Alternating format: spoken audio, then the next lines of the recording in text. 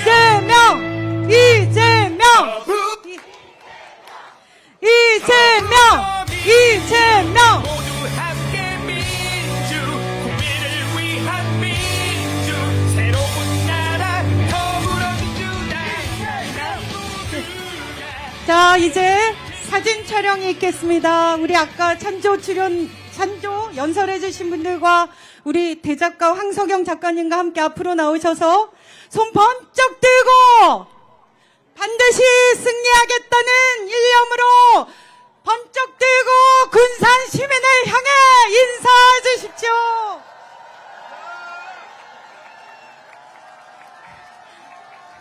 화이팅 화이팅! 어머니 뒤좀 한번 봐주십시오. 정답 한번 봐주십시오. 네. 자, 뒤로 돌아서서 여러분이 화면에 나올 기회입니다. 군산이 역대적 유세였다는 걸 입증할 기회입니다, 여러분! 얼굴 다 보여! 환하게! 환하게! 감사합니다.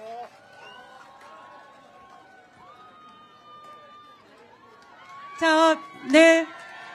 후보님만 계시고, 다른 분들은 내려가 주시고, 후보님, 다시 한번 여기, 뒤로. 자, 단독샷 들어갑니다.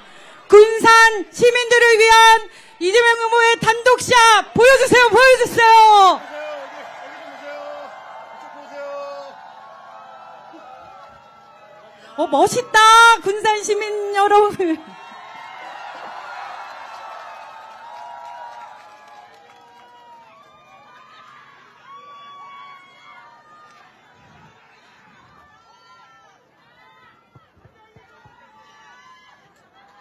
네, 인사드리겠습니다.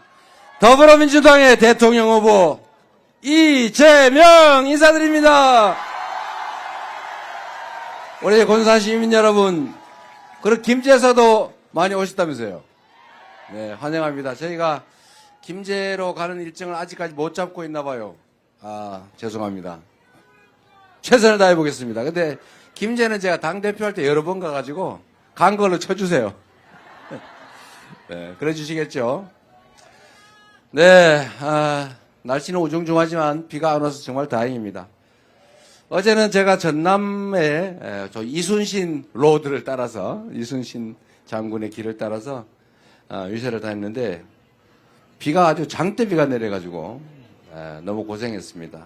근데 제가 정말 감동적이었던 것은 그 비에 우산도 제대로 못 쓰고, 우산 쓰면 옆 사람한테 겹치니까, 그 장대비를 맞으시면서 기다리고 계셔서 정말 좀 감동했습니다.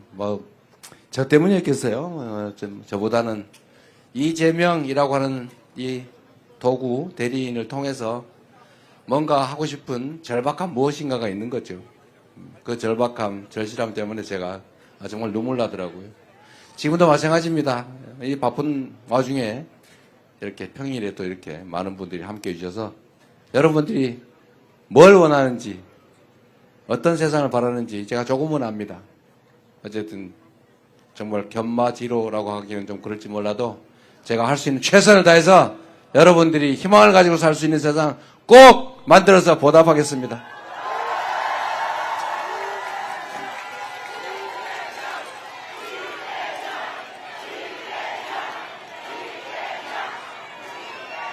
여러분 요새 정말 먹고 살기 어렵죠? 경제가 너무 어렵고 정말 골목에 가게들도 다 문 닫고 이게 지방만 그런 게 아니라 수도권도 그래요. 물론 수도권이 조금 물 깊이가 깊으니까 견딜만 하긴 하지만 지방보다 조금 낮긴 하지만 또 전국이 다 마찬가지입니다. 이게 전 세계적인 현상의 일부이기도 한데 문제는 작년 12월 3일을 기점으로 모든 사람이 불안해지니까 움직이질 않아요. 경제라고 하는 게 너무 잘 알지만 순환 아닙니까? 순환. 제가 자주 말씀드리는데 사람들이 경제 그럼 뭐 엄청나게 복잡하고 대단한 거라서 특별한 사람만 안다고 생각하지만 그냥 경제는 돈이 도는 걸 경제라고 그래요. 돈이 팽팽팽팽 돌면 돈 양이 적어도 경제가 활성화된 거죠. 돈이 많아도 딱 갇혀 있으면 경제가 죽은 거죠. 우리가 100억을 가지고 있었는데 그 100억이 누구 손에 딱 들어가서 꼼짝을 안 하면 경제가 활성화 안 된 거잖아요. 근데 100만 원 밖에 안 되더라도 그게 이 집 저 집 건너 자꾸 왔다 갔다 하고 돌면 그게 경제가 살아있는 거죠. 이게 이제 경제학자들이나 또 일부에서 반론을 하긴 하던데 이 경제라고 하는 걸 너무 어렵게 생각해서 제가 옛날에 이런 예를 하나 든 일이 있어요. 동네 경제가 아주 막 다 죽어가지고 썰렁하게 그냥 침체되어 있는데 그 동네에 어떤 관광객이 한 명이 왔어요. 그러니까 이 사람이 전화로 오기 전에 예약을 했습니다. 예약을. 내가 거기 이틀 묵을 건데 예약금으로 10만 원 보내겠습니다. 10만 원 호텔 주인이 받았어요. 그걸 받아가지고 마이크 좀 올려주세요. 네, 마이크를 최대한 올려주세요. 문제가 안 생긴 범위 내에서. 네, 잘 안 들릴 겁니다. 네. 잘 안 들릴 겁니다. 이러면 들릴 텐데 목이 아파가지고. 자, 최대한 좀 올려주시고요. 이 돈을 10만 원을 이 호텔 주인한테 예약금으로 오전에 들어왔어요. 들어와서 이 호텔 주인이 오랜만에 돈이 10만 원 들어와서 외상값을 갚자. 해가지고 동네 식품 가게 외상값을 10만 원을 얼른 갖다 갚았어요. 이 식품 가게 주인이 오랜만에 또 돈이 들어왔어요. 내가 평소에 못 먹던 통닭이나 한 번에 사 먹자 이래가지고 통닭을 다 사서 먹었어요. 통닭 가게 주인도 요즘에 10만 원이 오랜만에 들어왔어요. 그래서 옆집에 저번에 우리 그 신발 가게 외상했던 거 갖다 갚았어요. 신발 가게 주인도 10만 원 받아가지고 드디어 돈이 들어왔구나. 그래서 우리 배고픈데 빵이나 사 먹자. 이래 빵을 잔뜩 샀어요. 빵 가게 주인이 전에 호텔에 가서 외상으로 호텔값 못 줬던 거 10만 원 줬습니다. 그런데 좀 이따가 이 여행객이 우리 여행 일정이 바뀌었어요. 미안합니다. 그 돈 돌려주세요. 그래서 돈 받아 갔어요. 이 동네에 들어온 돈은 아무것도 없는데 그런데 동네에 어쨌든 거래가 쫙 일어난 거죠.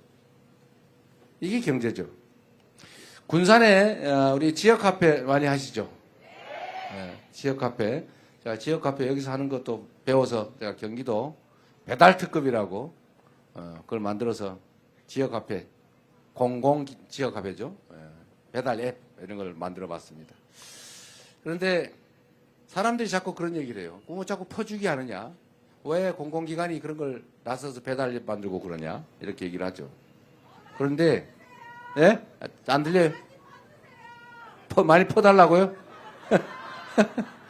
그렇죠. 많이 퍼달라고 합니다. 네. 맞는 말이죠. 그게 다 우리가 낸 세금 아닙니까? 누가 그런 얘기를 하잖아요. 이명박이 4대강 한다고 그 강바닥에다가 20조 원, 40조 원 퍼붓는 건 괜찮고, 군산에 지역 카페 지원 300억 하는 건 추구도 안 됩니까? 네. 생각의 차이죠. 그래서 그런다고 해요. 힘 있는 사람, 돈 많은 쪽에다가 돈을 마구다 갖다 쓰면 그건 투자라 그러고, 돈 없는 데다가 돈을 쓰면 낭비라 그런대요. 왜 그게 낭비입니까? 지금처럼 경제가 다 죽었잖아요. 동네에 가게 안 되지. 가게 장사가 안 되잖아요. 손님이. 그래서 이런 데는 정부가 역할을 해야죠.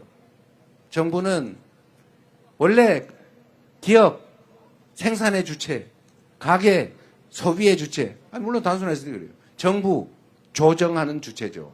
정부, 가게, 기업. 이게 원래 역할이 있어요. 경기가 나빠지면 정부가 돈을 풀어야죠. 그런데 경기가 너무 활성화돼서 지나치다, 과열된다, 그럼 정부가 세금을 더 걷든지 이자를 올리든지 해가지고 약간 눌러주는 거죠. 이게 정부 역할입니다. 그런데 지금 정부는 뭘 하고 있어요? 무조건 아껴요. 무조건 아껴. 지금 배가 고파 죽겠는데 허리띠를 졸라가지고 허리 부러지게 생겼어요. 이렇게 하면 안 되죠. 그래서 지금도 추경 좀 하자. 소비 좀 진작을 좀 하자. 돈이 좀 돌게 하자. 그랬더니 절대로 안 된다고 고집을 부리고 있습니다. 어쨌든 경제라고 하는 게 그렇게 어려운 게 아니다. 돈이 돌게 해야죠. 다 굶어 죽은 다음에 나중에 그때 가서 하면 뭐 하겠어요? 지금이 정말 정부가 재정적인 노력을, 역할을 할 때다. 그렇게 생각합니다. 소비 쿠폰도 좀 지원 좀 하고, 지역 카페 있잖아요. 그 지원도 좀 하고, 그 다음에 배달 앱 이런 것도 활성화해서 좀 민간 배달앱이 너무 많이 뜯어간다면서요.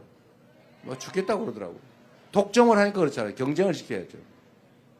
그래서 군사는 배달의 기수던가? 예.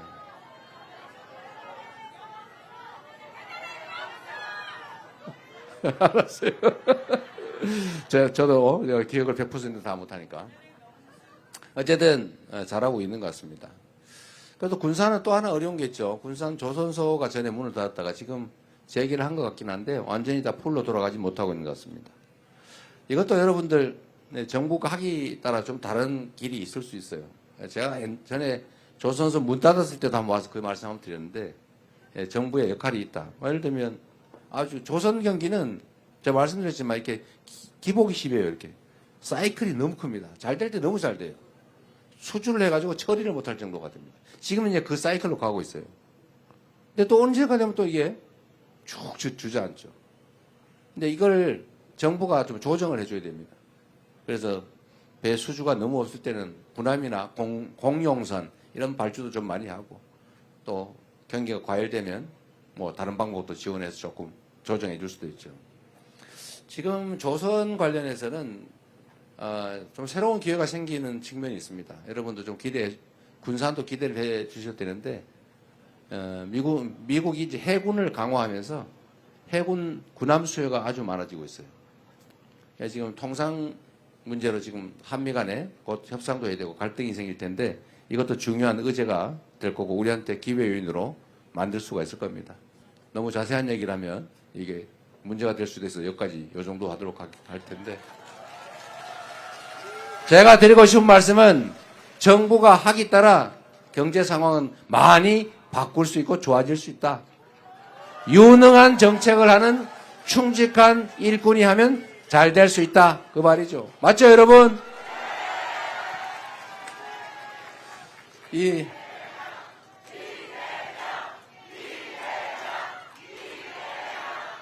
어렵긴 하지만 우리 국민들은 엄청난 저력을 가지고 있습니다.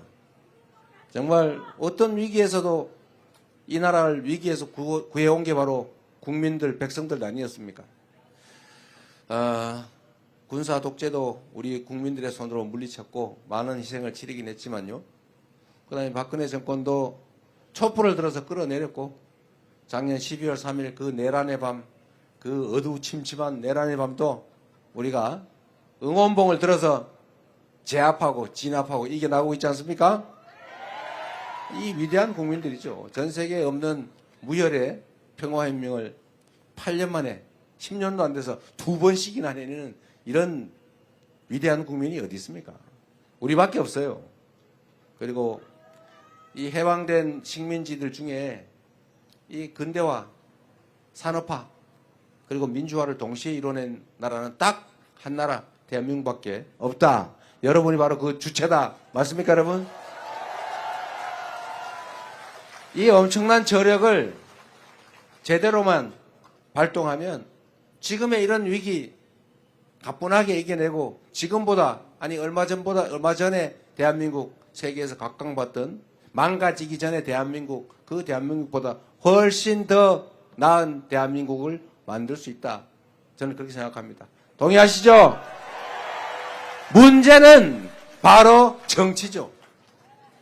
누가 하느냐냐, 누가 할 수 있습니까?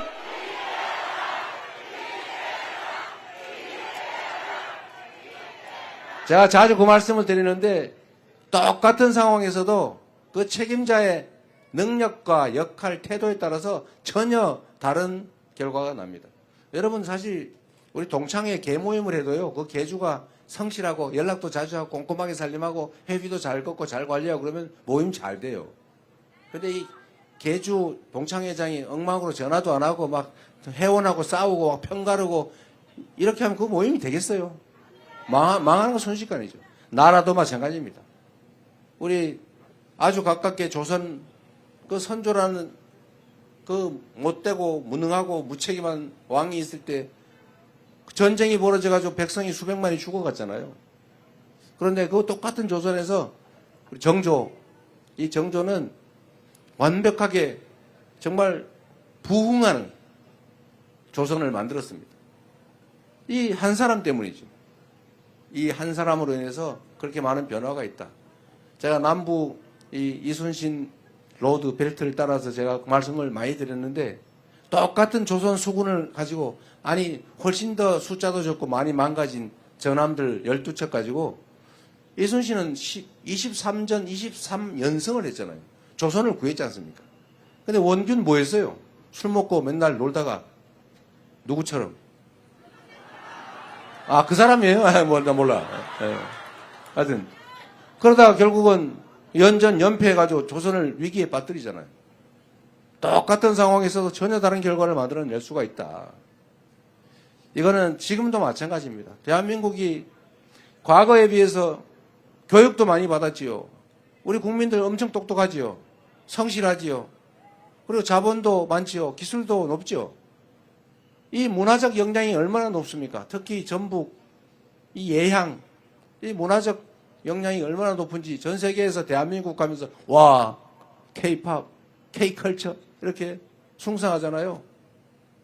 폭삭 소가수다 이런 거 제주도 그거 제주도 얘기인데 그런 거 만들어가 전 세계인이 보고 울잖아요. 저도 많이 울었는데 여러분도 많이 울었죠?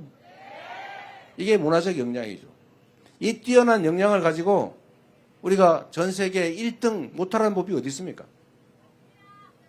K 이니셔티브, 코리아 이니셔티브 모든 영역에서 우리가 한번 세계 1등을 해보자.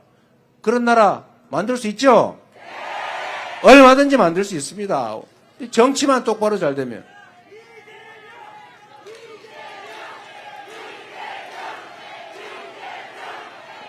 그렇게 말씀해 주시니 감사합니다. 사실 저도 자신이 있습니다.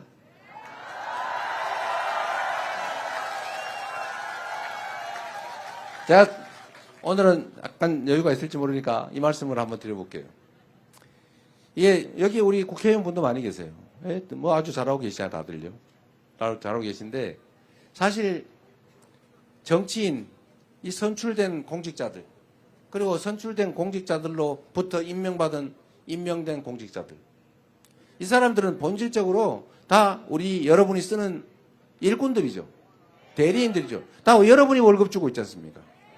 여러분이 준 권한을 대신 행사하는 거지 않습니까? 저는 사실 높은 의자에 앉아가지고 이렇게 사람들 내리다 보니까 자기가 무슨 왕된 줄 알고 정신 못 차리고 국민 무시하고 함부로하는 그런 사람들 보면 기가 막힌데요. 가끔 그런 사람들이 착각을 하는 경우가 있어요. 높은 의자에 앉아있다 보니까 야 내가 진짜 높은 사람인가 봐. 국민들 우습네. 뭐 이렇게 생각하는 사람들이 있어요. 나쁜 사람들. 그런데 본질적으로 모든 공직자는 국민의 대리인일 뿐이죠. 일꾼일 뿐입니다.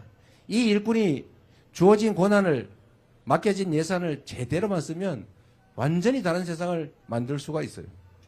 이 공무원들이 다 그 권한을 쪼개서 나눠서 행사하지 않습니까?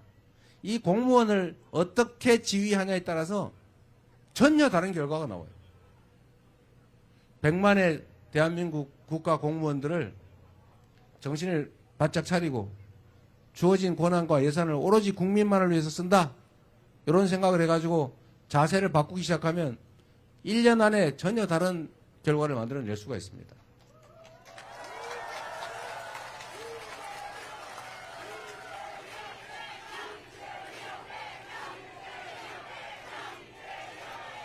제가 성남시 똑같은 동네에서 거기는 바꾸는데 한 2년 6개월 걸렸어요. 너무 많이 좀 망가져 있더라고요. 2년 6개월 정도가 지나니까 공무원들이 정말로 오로지 시민들만 위해서 일하고 시민들한테 칭찬받는 걸 낙으로 하는 사람들로 변하더라고요. 그래서 성남시가 우리 군산 시민들도 부러워하는 이사 가고 싶은 동네 되지 않았습니까? 그래서 제가 이렇게 유명인사가 돼가지고 대통령 후보까지 나오게 된 거죠. 제가 직접 한 건 없어요. 다 공무원들 시켜서 그들이 한 거죠. 경기도도 제가 3년밖에 못 있었지만 그 3년의 짧은 시간 동안 경기도 공직자들이 전과 다르게 일해서 전혀 다른 경기도를 만들어냈지 않습니까? 그래서 여러분이 또 인정해 주셔가지고 너무 빨리 대통령 후보로 끌어내는 바람에 3년밖에 못해서 큰 성과는 못 냈던 것 같아요. 그래도 전국 1등 경기도를 만들지 않았습니까? 그리고 민주당도 말입니다. 민주당이 이 호남을 본거지로 하는 정당이잖아요. 민주당도 여러분 전에 보면 이게 국민들의 뜻이나 당원들의 뜻과 다르게 엉뚱한 짓도 꽤 많이 하고, 그리고 편 갈라가지고 맨날 싸우고 국민들한테 지탄받고 그러고 있다. 요즘은 어때요? 누구 뭐 일극체제니 뭐니 비난하지만 그러면 당이 편 갈라가지고 맨날 싸우고 있는 게 좋습니까? 부러워서 하는 소리죠? 네? 우리 총선에서도 압도적으로 이기고 국민들도 듬직한 믿음직한 민주당으로 다시 거듭나지 않았습니까? 이 민주당 1호 공약이 뭐였죠? 민주당의 이재명의 민주당 1호 공약은 이기는 민주당, 유능한 민주당이었어요. 이기는 민주당, 유능한 민주당으로 바뀌지 않았습니까? 이제 6월 3일에 대한민국을 이재명에게 맡겨주시면 지금까지는 완전히 다른 새로운 대한민국을 만들어서 보답하겠습니다, 여러분.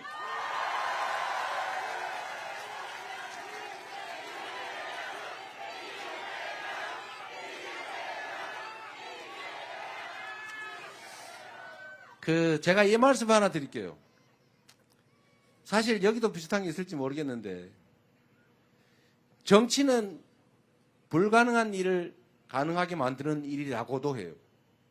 그런데 가능한 일조차도 안 하는 게 정치이기도 합니다. 제가 사실 칭찬받는 일 중에 하나가, 도지사 할 때 칭찬받는 일은 계곡의 불법 영업을 싹 없앤 거예요. 아마 이 익산 근처에도 꽤 있을 거예요. 그런데 한번 생각해 보세요. 대한민국 정부가 수립된 이래 좋은 계곡에 불법으로 평상 설치하고 다리 적당히 놓고 독점해가지고 자리세 받는 거, 그거 지금까지 수십 년 동안 아무도 제한 못했죠. 뭐 가끔 벌금은 냈죠. 여러 반차를 한 5천만 원에서 매덕 번 다음에 벌금 300만 원 내면 되는 거니까. 계속 걸리면 이름 바꾸면 되는 거니까.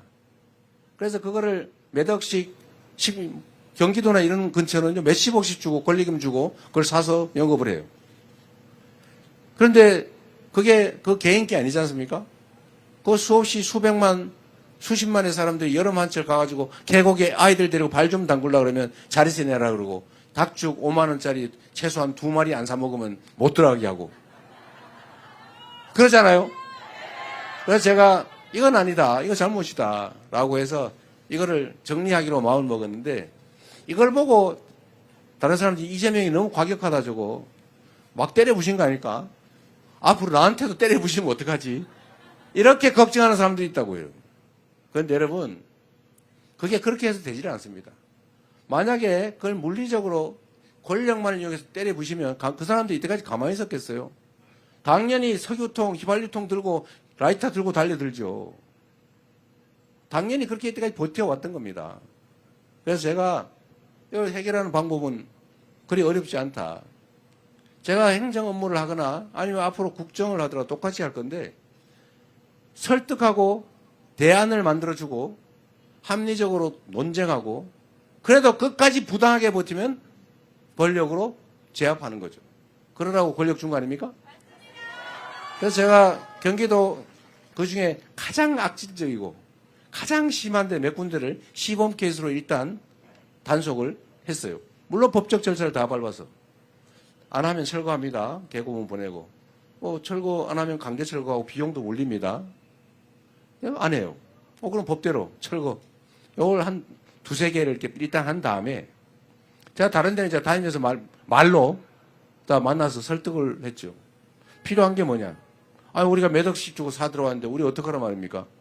그러면 다른 길을 찾아주면 될 거 아니냐. 그래서 제가 이렇게 얘기했어요. 일단 닭죽 파는 거 좋은데, 닭죽 한 마리 6만 원씩 받고 파는 거 좋은데, 그거보다 더 좋은 방법을 지금부터 알려주겠다 내가. 지금 그것 때문에 안 오지 않냐, 계곡에 사람이. 더러워서 피해서 안 오지 않냐. 싹 정리하자. 이걸 싹 정리한 다음에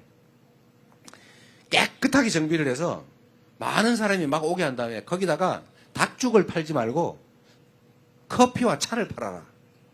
닭 5만 원 주고 해봐야 땀 삘삘 흘리고 막 1시간 동안 고아가지고 팔아봐야 3만 원밖에 안 남지 않냐.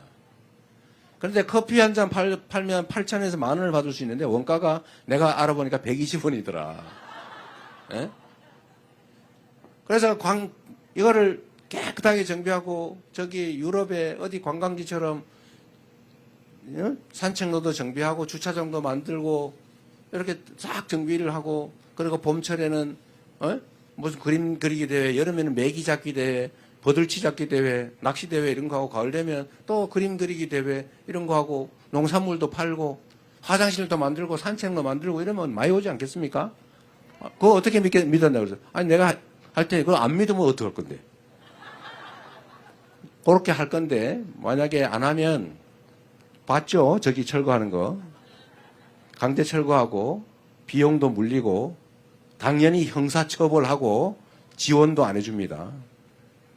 반대쪽으로 협조하고 철거 빨리 하고 우리가 돈 다 들여서 다 철거하고 원상복구 우리 다 하고 돈도 지원해주고 빌려도 주고 주차장도 만들어주고 화장실도 만들어주고 길에 저기 산책로 다 만들어주고 그리고 또 계곡 단위로 한 명씩 채용해가지고 계곡 관리관 만들어서 다 처리해주고 동네 사람들 고용해서 청소하는 거 다 고용해서 청소해주고 이렇게 할 테니까 둘 중에 어떤 걸 고르겠습니까? 그래서 그분들이 다 믿고 자기들이 다 알아서 싹 철거했어요. 거기가 불법 시설물이 1,700개인가 800개인가 뭐 이래 있었다는데 제가 강제 철거한 건 5군데가 6군데밖에 안 돼요. 1%도 안 됩니다. 나머지는 다 주민들이 자발적으로 철거했어요. 그리고 저희가 각 시군에다 지원금 줘가지고 파라솔, 벤치 이런 거 다 만들어주고 길 다 닦아주고 주차장 만들고 공용 화장실 다시 하고 그 건물 커피를 팔려면 그 우중중한 닭죽집이 아니고 깔끔한 카페가 돼야 될 거 아닙니까? 돈 필요하잖아요. 다 빌려줬어요 제가.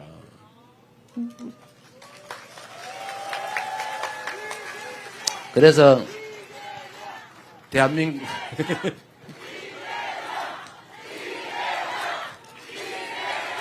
자랑하는 효과가 있네요. 그래서 일부에서는 저보고 그걸 무력으로 막 무지막지하게 철거해가지고 겁을 줬다고 생각하는데 그거 아닙니다. 제가 그때 그해 2019년이죠. 2019년 가을쯤 제가 2심에서 선거법 위반으로 벌금 300만 원을 유죄로 받는 바람에 이제 날아가게 생겼어요. 그 대법원에 제가 상고를 해놨었는데 그때 그 백운계곡 상인들이 어느 날 현수막을 붙였더라고요. 우리 도지사 돌려도. 우리가 시킨 거 아니었어요. 그 백운계곡이 경기도에 제일 유명한 데 있거든요. 악명 높은 계곡. 지금은 가장 많은 사람이 와서 커피도 팔고 봄, 여름, 가을, 겨울 가릴 것 없이 관광객이 많이 찾아서 커피 마시고 그림도 그리고 사생대회도 하고 동네 청소도 동네 노인들이 일자리 잡으러 하고 이런 동네로 바뀌었습니다. 여하튼 행정은 그런 거죠. 길을 만들어 줘야 되지 않습니까? 온 동네에 가면 그런 게 있어요. 특별한 희생을 치르면 특별한 보상을 해주자. 그게 제가 가지고 있는 신념입니다. 특별한 희생을 치르는 지역, 예를 들면 전방, 그건 뭔 죄를 지었다고요? 상수원 보호구역, 뭐 죄 지었습니까? 아니, 규제가 많잖아요. 그럼 보상해줘야죠. 많은 사람들이 혜택을 받으면 그 혜택 중에 일부를 떼어서 그 많은 다수의 최대 행복을 위해서 희생한, 손해본 그들에게 당연히 보상해줘야 되는 것 아닙니까? 근데 옛날에는 그거 잘 안 해줬어요. 집단 이기주의라고 매도하고. 그렇게 하면 안 되죠. 우리 함께 사는 공동체니까 존중하고 인정하고 타당한 결론을 내고 대신 부당한 고집을 끝까지 부리면 어떻게 해요? 그런 때 쓰라고 권력을 맡겨준 것이죠.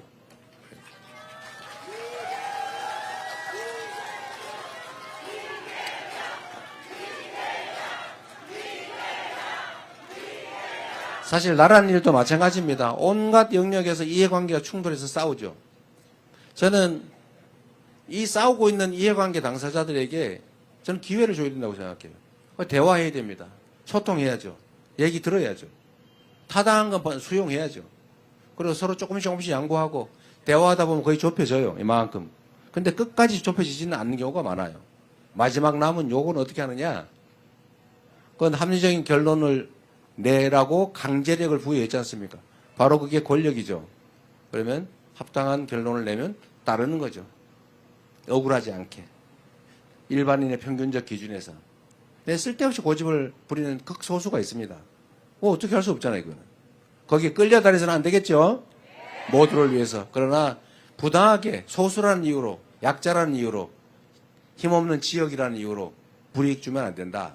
그런 사회를 만들어야죠. 우리가 바라는 세상, 공정하고 합리적이고 말로 대화로 풀어가는 그런 세상. 우리 한번 만들어 보자고요. 네.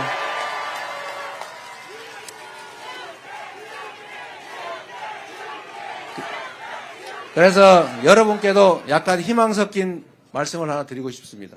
대한민국이 지방 수도권 이 차등이 너무 심하죠. 옛날에는 어쩔 수 없었어요. 우리 자본도 기술도 자원이 부족했기 때문에 다 한 군데로 몰빵을 했어야 돼요. 안 그러면 다 흩어져 놓으면 아무 소용이 아무것도 못하니까. 기업도 그래서 재벌 대기업이라는 것도 생겨나고 말았죠. 당시에는 불가피했습니다. 불균형 성장 전략, 자원이 부족하니까 할 수 없죠. 그러나 이제는 그게 한계에 도달했습니다. 이제는 너무 수도권으로 몰리고 이제 너무 특정 기업으로 많이 몰리면 이게 부작용이 생겨요. 이 부작용이 이제는 성장, 지속적 성장을 가로막는 성장의 장애 요소가 됐습니다. 이제는 균형 발전해야죠. 지방에는 사람이 없어서 소멸할 지경이고 서울은 사람이 넘쳐서 터져나갈 지경이고 이렇게 되면 나라가 큰일 난다. 이제는 지방에 분산을 좀 해야 될 때가 왔습니다. 근데 이게 그냥 억지로는 안 돼요. 억지로 안 되고 방법이 있죠.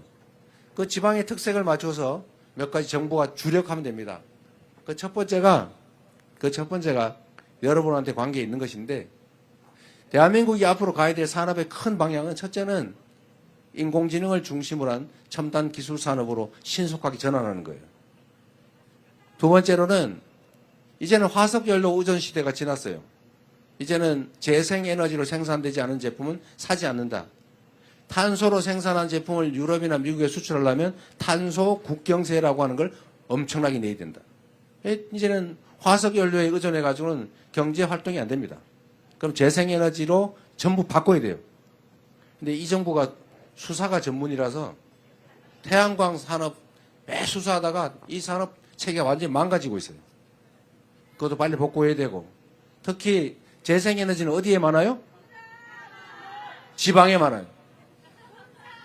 서남해안, 새만금 이 지방에 이 무한하게 많이 있는 이 바람, 이거 바람도 에너지거든요. 태양 에너지. 이 에너지가 사실 지방에 많습니다. 지방에서 곳곳에서 농사 대신에 이제는 태양광 농사를 지으면 되죠. 바람 농사를 지으면 됩니다.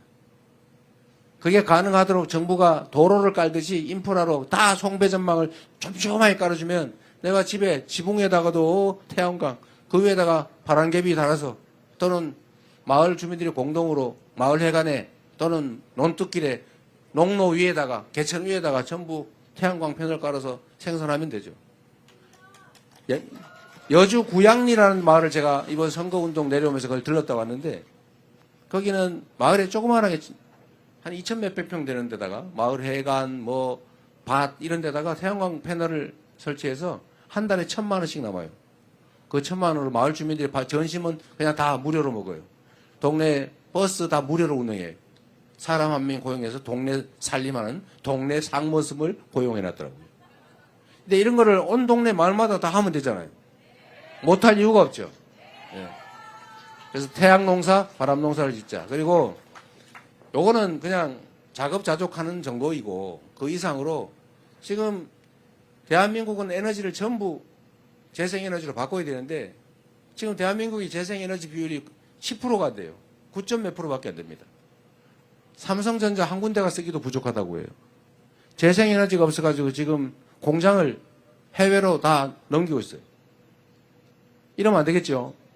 그래서 빨리 재생에너지를 국내에서 생산을 시작해야 됩니다. 그래서 정부가 각 인프라를 구축해주고 지방에 재생에너지를 대대적으로 생산하게 하고 그걸로 먹고 살고 대신에 기업들을 이게 여기 중요한데 여러분, 익산에서 배추 농사를 지어가지고 서울에다가 갖다 팔면 어디가 비싸요? 서울이 비싸죠. 왜? 그건 너무 당연한 겁니다. 수송비가 드니까. 그런데 전기는 저 영광에서 생산하는데 서울하고 영광하고 전기요금 금액이 같아요? 달라요? 이상하지 않아요? 이제 앞으로 바꿔야 됩니다. 바꿔서 지방에서 전기를 생산하면 지방에는 싸게 수송비, 전력 송전비 다 붙여서 소비지는 더 많이 내야 될 거예요. 그러면 기업들은 전력이 싼 곳으로 갈 수밖에 없어요. 거기다가 세금도 좀 많이 깎아줘야 되겠죠. 왜냐하면 서울의 아파트 한 평에 3억이에요, 3억. 거기서는 이제는 정상적인 사업이 불가능합니다. 이제 지방으로 가면, 또는 지방에서 사업을 하면 법인세 이런 거 많이 깎아줘야죠. 아니면 좀 면제를 해주든지. 그리고 규제도 많이 풀어주고. 그리고 여기 학생들도 없고 그렇다고 하니까 우리가 그 얘기 하지 않습니까? 서울대 10개 만들기. 지방의 대학도 서울대 수준의 지원을 해서 훌륭한 인재를 양성할 수 있게 해주자. 이런 걸 종합적으로 해야죠.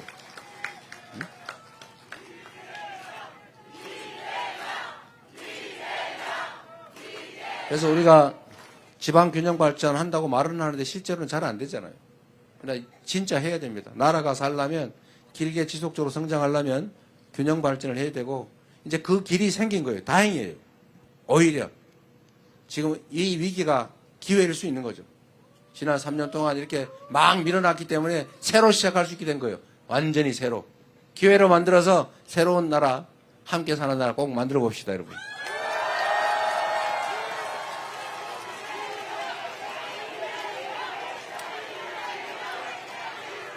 저희가 며칠 전에 이제 교육 관련 공약을 발표했는데 그 중에 서울대 10개 만들기라고 하는 게 있어요. 그것도 사실은 이런 지방 균형 발전 때문입니다.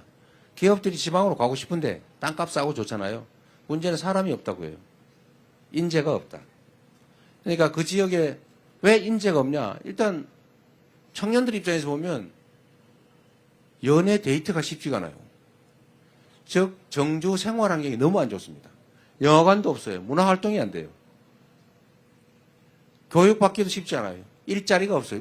일자리가 없는 게 먼저냐? 청년이 떠난 게 먼저냐? 모르죠. 닭이 먼저인지 알이 먼저인지.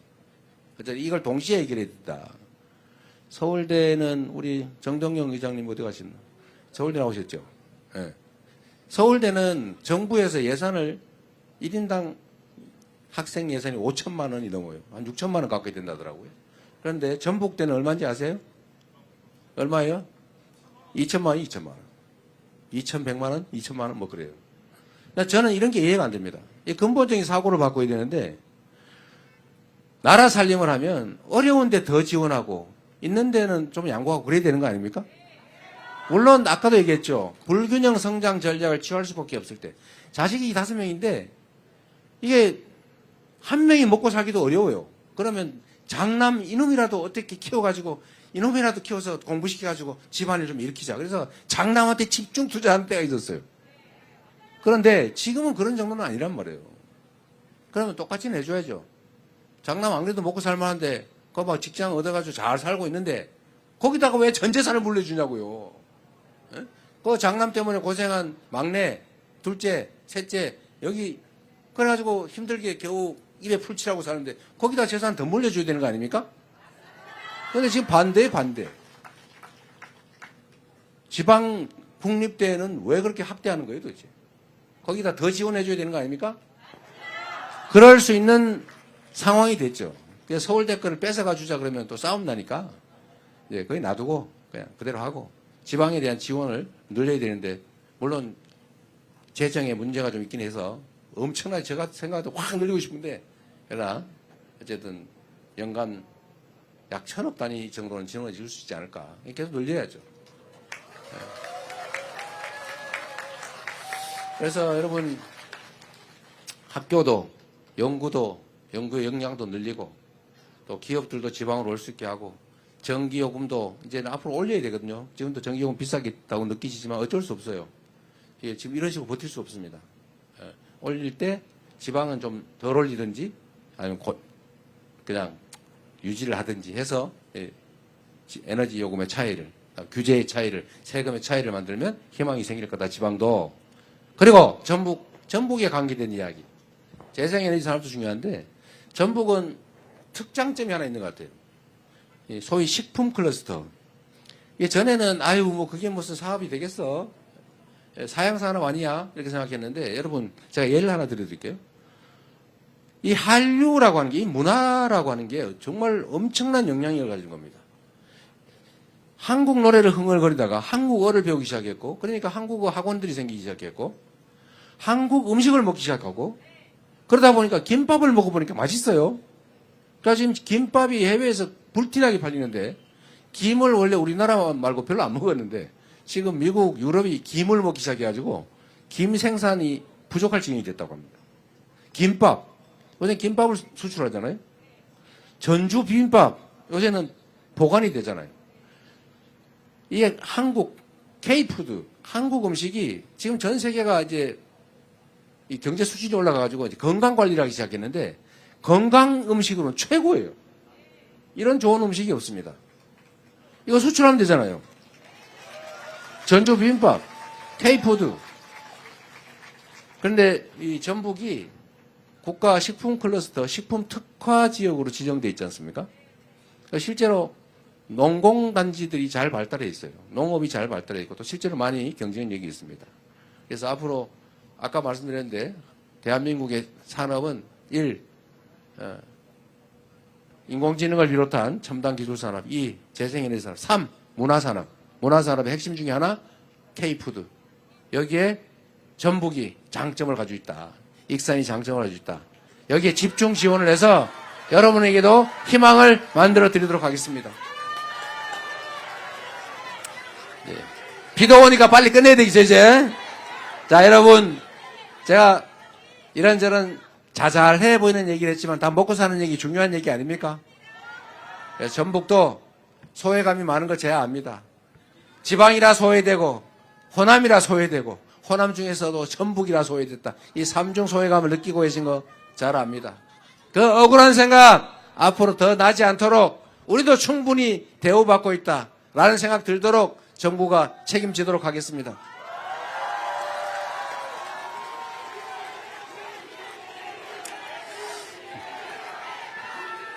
자, 여러분, 이제 제가 드릴 말씀은 다 드린 것 같아요. 이제 새만금에 대한 지원도, 저는 새만금 얘기 안 하고 싶은데 안 하면 안 된다고 그래서 잠깐 말씀드릴게요. 이 새만금 얘기한 지 30년 넘어가지 않아요? 이 뭐 하루 이틀도 아니고, 그래서 저는 이걸 공약이라고 하는 거는 좀 무의미하다. 미안하더라고요. 뭐, 사람 놀리는 것도 아니고. 그러나 이 점은 제가 분명히 말씀드립니다. 저는 정치를 하면서 뭐 새로 뭐 하겠다 이런 공약 많이 안 했어요. 특히 엄청난 SOC 투자 뭐 하겠다 이런 공약 잘 안 했습니다. 왜냐하면 잘 안 돼요. 돈은 많이 들고. 그래서 있는 거라도 빨리 끝내자. 새만금 문제는 다른 것보다도 정리를 빨리 해야 될 것 같아요. 또 그 중에 하나 뭐 해수 유통도 빨리 결정해가지고 일부 조력 발전이라도 하든지 빨리 합리적으로 하고 그 기간에 이미 개발된 또 앞으로 개발하지 않을 수 없는 지역은 빨리 용도대로 기업들이 들어오든지 연구기관들이 들어오든지 또는 아까 말씀드린 대로 재생에너지 생산량을 늘려서 그걸 싸게 공급하든지 해서 빨리 완료하도록 하겠습니다, 여러분.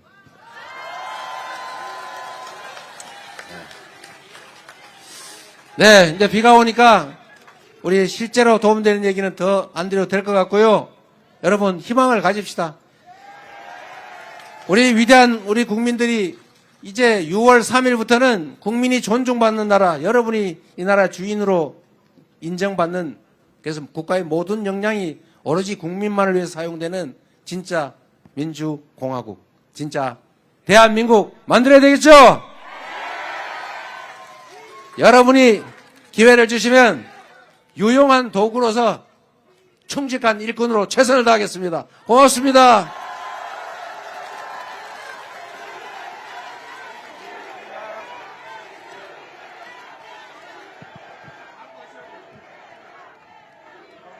불어 민주 모두 함께 민주 국민을 위한 민주 새로운